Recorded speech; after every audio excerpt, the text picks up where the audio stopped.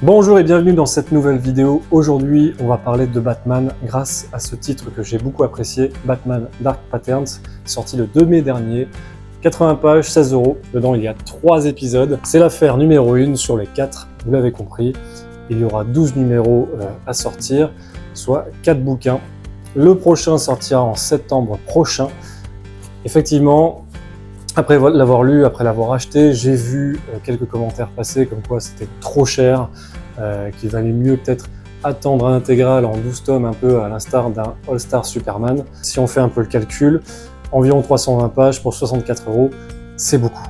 Mais là où je vais faire un peu l'avocat du diable, c'est que on n'a pas à attendre, que ce soit 1 an, 2 ans, je ne sais pas combien de temps ça peut prendre, mais là pour le coup, c'est très récent, c'est sorti fin décembre en version originale aux États-Unis et j'ai apprécié ma lecture parce qu'on retrouve un Batman que j'affectionne énormément. Alors avant de revenir sur l'histoire, de revenir sur ce bouquin, j'ai envie de parler un petit peu de mon rapport avec Batman. Là, comme beaucoup de gens, voilà, je suis un enfant des années 90, j'ai découvert Batman avec la série animée de Bruce Timm que j'adore parce que chaque épisode, c'est un film à lui tout seul. J'ai une pensée pour un épisode où Bruce Wayne a dû se teindre les cheveux en blanc pour pouvoir se faire passer pour un vagabond, un SDF qui se fait enlever par les méchants de l'histoire. Donc il y a ce côté très courageux, sans artifice, sans gadget, mais enquêteur et détective, ce qu'on retrouve effectivement dans ce bouquin. Dans les années 90, on a aussi eu droit aux adaptations ciné de Tim Burton avec son aspect gothique.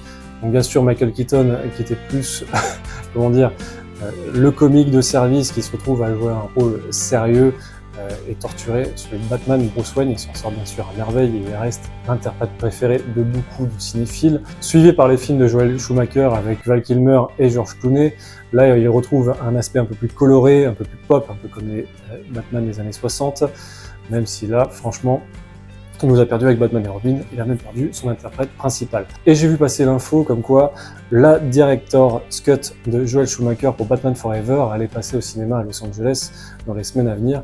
Est-ce qu'on aura droit, nous, à cette version finale? Espérons. Voilà.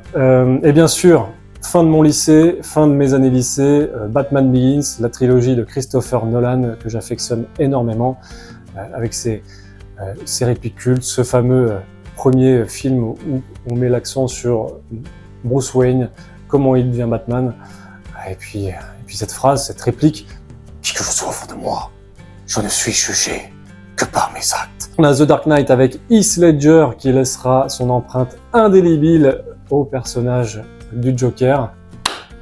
Evening, Commissioner! Et c'est là où je veux en venir avec The Batman, parce que Dan Watters, le scénariste de Dark Patterns, s'est inspiré du dernier film en date pour le côté détective, le côté terre-à-terre, sans pour autant nous larguer sur le personnage. Et un mot sur le Batman de Robert Pattinson, je sais qu'il est pas mal critiqué parce que c'est une crevette. Et je n'en ai pas parlé, mais c'est vrai que le Batfleck m'intéressait énormément pour son côté The Dark Knight, ce côté mastoc, ce côté bourrin qui n'a pas été exploité. Il aurait mérité un film solo. Les producteurs ont voulu griller des étapes en faisant leur propre Avenger avec Justice League, sauf que il aurait fallu un Man of Steel 2, un Batman, un Wonder Woman, un Flash, un Aquaman, avant de les réunir dans une Justice League. Là, on aurait peut-être été hypé. Bref, on va pas refaire l'histoire, on part sur un nouveau Superman, ainsi qu'une Supergirl à venir pour 2026. J'en parlerai sûrement dans une prochaine vidéo, parce que j'ai lu le fameux Woman of Tomorrow, j'ai beaucoup apprécié. Et voilà un petit peu mon rapport avec le personnage, en accéléré bien sûr. J'ai grandi avec lui, j'ai grandi avec les différentes adaptations, et là, en ces dernières années, je m'attarde surtout aux comics. Et oui, à défaut d'attendre 3 à 4 ans un nouveau film, pourquoi pas se prolonger, redécouvrir les comics cultes avec des nouvelles histoires. Batman fascine et bien sûr fait couler beaucoup d'encre et fait vendre quoi qu'il arrive. Ici, effectivement, je le répète, 16 €, c'est cher pour 80 pages. Et si on pense à des bandes dessinées franco-belges de 48 pages qui coûtent dans les 12 balles, à 4 € près, on s'en sort plutôt bien. Chacun a son avis, ils ont fait un choix éditorial dessus, comme un artiste fait un choix sur une œuvre, sur une direction à prendre, sur une fin. Hein, une petite pensée pour la fin de Game of Thrones, il y en a qui ont aimé, il y en a qui ont détesté. Bref, je divague. Et je me rends compte que cette année, j'ai lu un petit peu de Dan Watters avec 3 séries. Nous avons G.I. Joe, enfin Destro, plus particulièrement cet antagoniste au G.I. Joe qu'on va retrouver dans la série à venir. Est-ce que cette aventure solo va m'apporter du lore ou du grain à moudre ou de l'épaisseur pour les aventures à venir? Je ne sais pas. Hâte de le découvrir. C'est une lecture que j'ai plutôt appréciée, divertissante. Un méchant intelligent et qui est droit dans sa ligne de conduite. Lui, son truc, c'est être le numéro 1 de la guerre. Voilà, je résume ça bêtement. Derrière, nous avons... Alors là, je suis obligé de prendre le bouquin. The One Hand and the Six Fingers. Waouh! Écrit à 4 mains de scénaristes, 2 illustrateurs. Pourquoi? Parce que Ramvi, Dan Watters, Lawrence Campbell et Sumit Kumar se sont mis à 4 pour écrire cette histoire de science-fiction, ce thriller qui se passe en 2873. Alors je lis la date parce que je confonds toujours avec 2077. Merci Cyberpunk, super jeu au passage. Donc The One Hand and the Six Fingers, on suit l'histoire d'un détective qui enquête sur un tueur en série et on suit aussi l'histoire via le point de vue du tueur en série en lui-même. C'est une histoire en 5 tomes, sortie depuis fin janvier dernier, un par mois. Le tout dernier sort le 27 mai prochain de mémoire, ça coûte 7,90 €. Si je devais comparer un petit peu, il y a une ambiance Blade Runner. Pour l'instant, j'adore ma lecture, vivement le final, en espérant ne pas être déçu. J'en reviens à Batman Dark Patterns avec cette affaire numéro 1, l'homme blessé.